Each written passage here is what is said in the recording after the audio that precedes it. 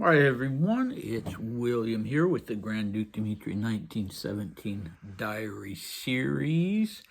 Our windstorm is over and you can see there's even a little sunshine, but since I'm set up inside, I decided to use this backdrop again today. We have another one of Dmitri's lady friends coming to the fore today.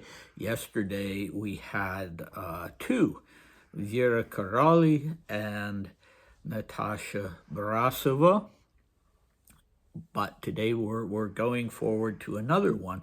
We had the recap for yesterday. We had Dmitri talking a little bit about his discomfort versus his self-proclaimed selfishness.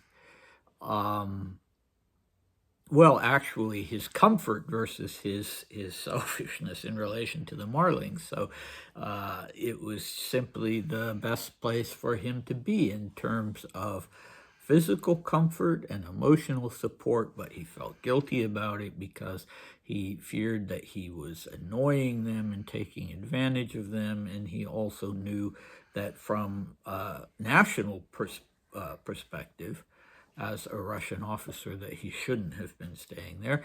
So that's sort of an ongoing worry of his.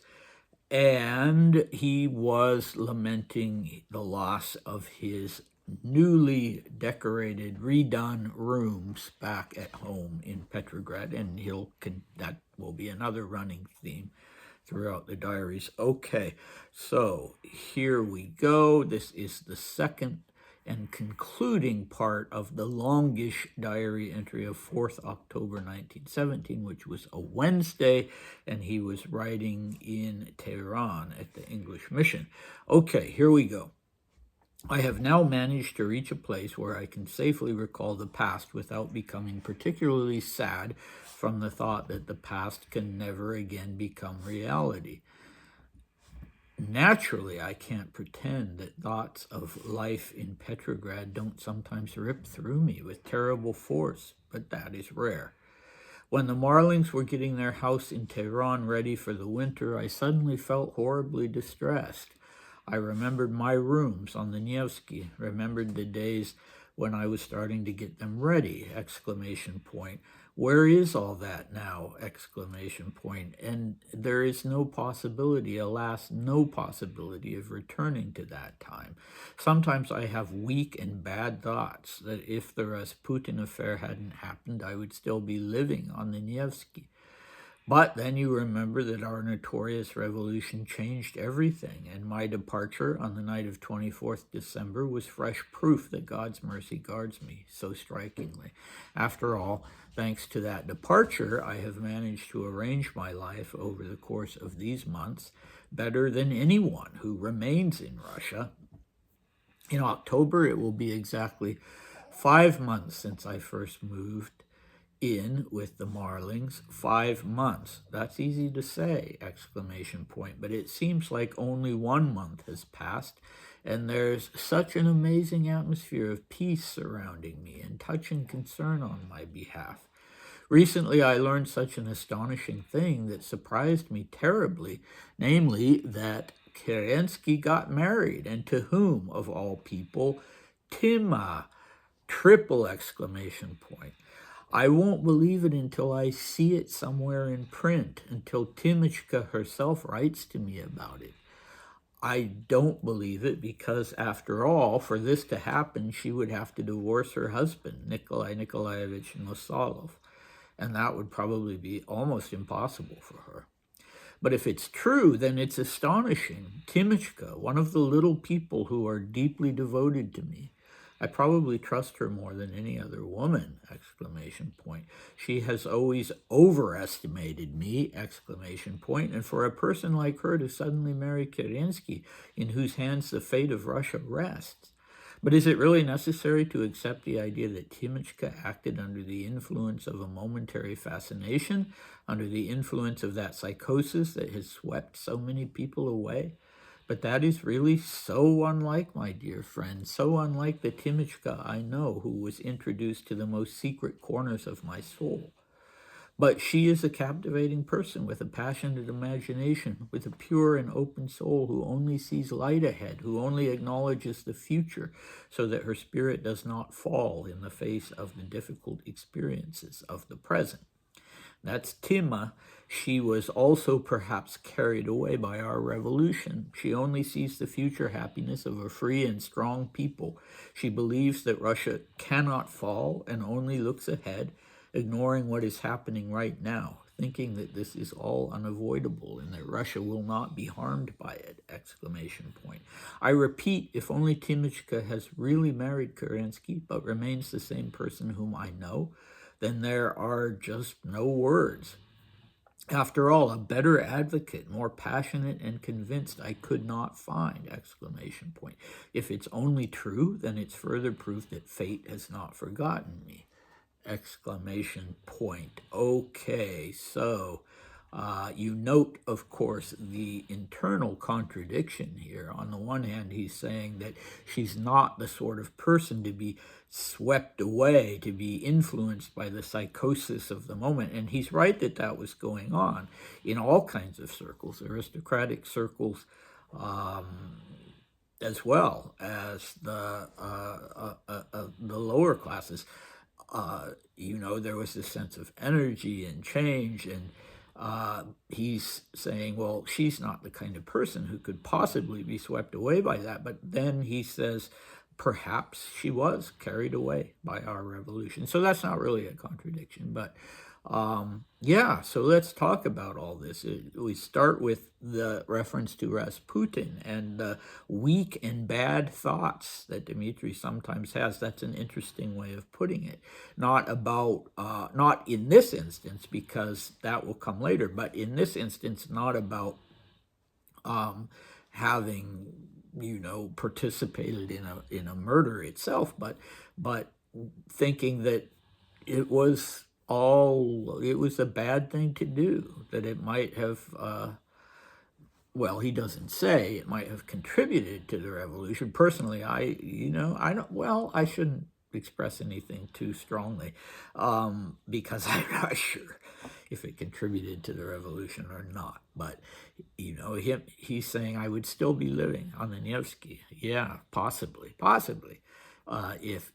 I hadn't participated in that, if that hadn't happened. But at the same time,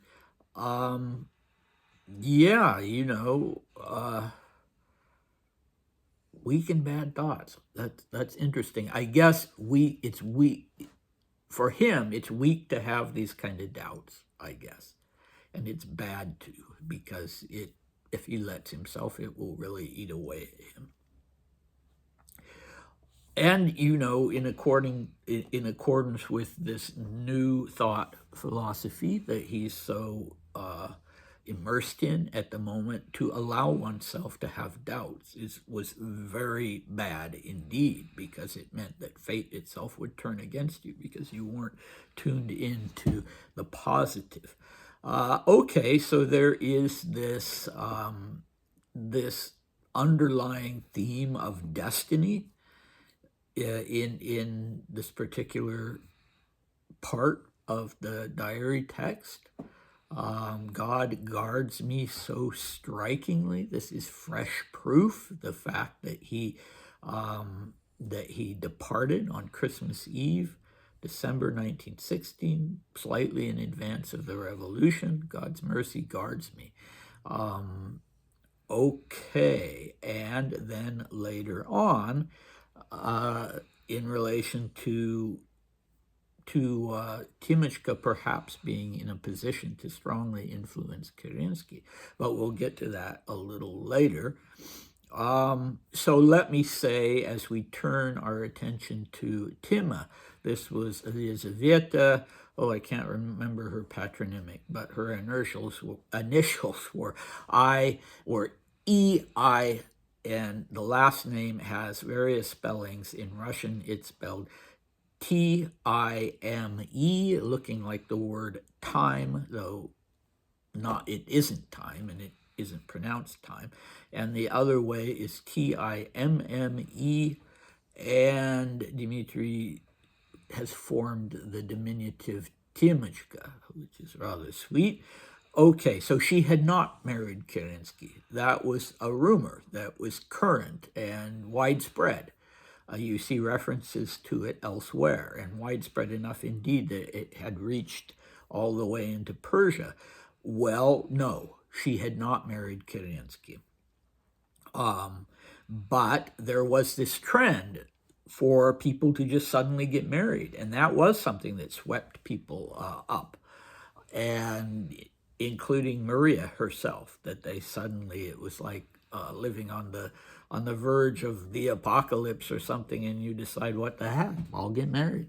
Okay, but in Timme's case, it was not true. There's sort of an interesting mixture here of real egotism on the one hand, and the opposite, I mean, self-deprecating kind of language on the other hand. So he says, he refers to her as one of the little people, who's devoted to him.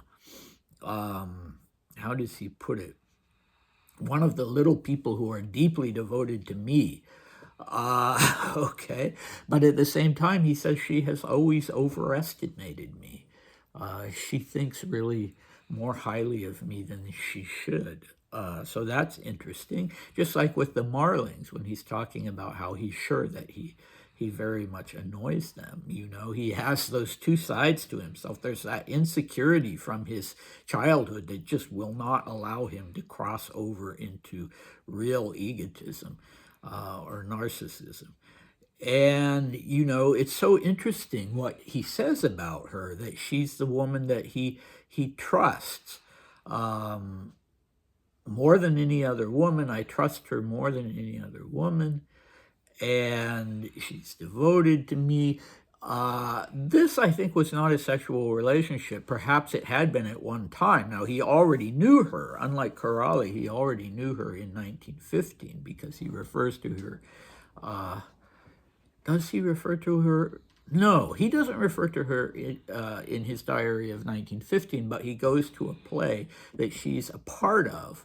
And so I gather he probably met her in 1915 in Moscow. She was at one of the Moscow theaters. Yeah, and he was very much hanging out with theater people at that time. Anyway, if they ever had a sexual relationship, that was not clearly the foundation of their further friendship.